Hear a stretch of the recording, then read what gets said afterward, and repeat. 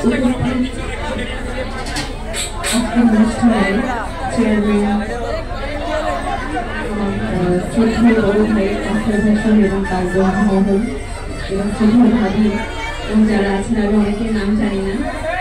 তো বিশেষ করে আমার এখানে মামা আছেন, ইলিয়াস মামা এবং আরও যারা আছেন সকলকে জানাই আমার অন্তরের গভীর থেকে সালাম শ্রদ্ধা। আসসালামু আলাইকুম। আমি মূলত সাহায্যের কাজ করে থাকি, তবে আজকে মনে হচ্ছে একটু অন্যভাবে গাইতে হবে।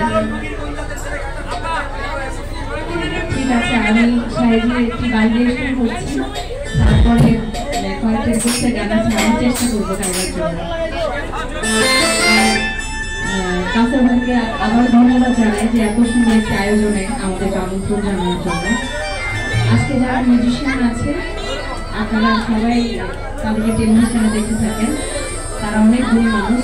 একটু পরে পরিচয় করে নেব তাদের সাথে, কারণ আমরা তো অনেকটা সময় ধরে আছি।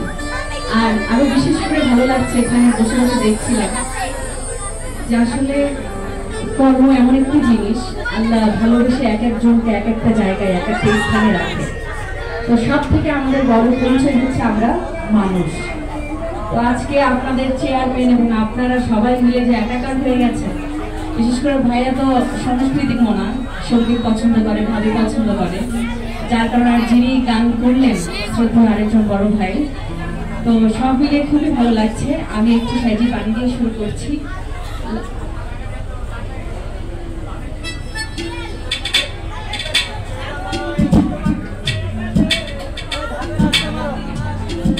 আরো যারা আছেন শ্রদ্ধেয় লিটন সাহেব এবং শ্রদ্ধেয় মান্নান সাহেব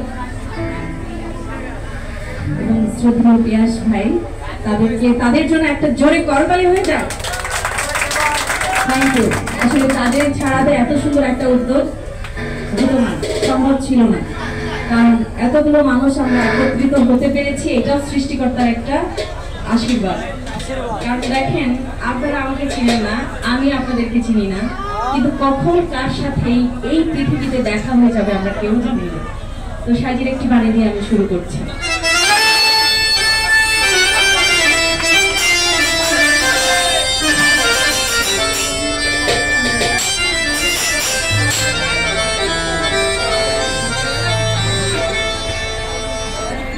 লালন বলে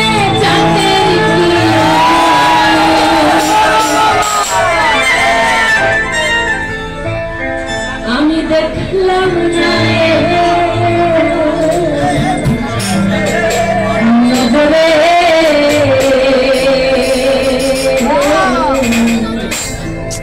আরে দাঁড়া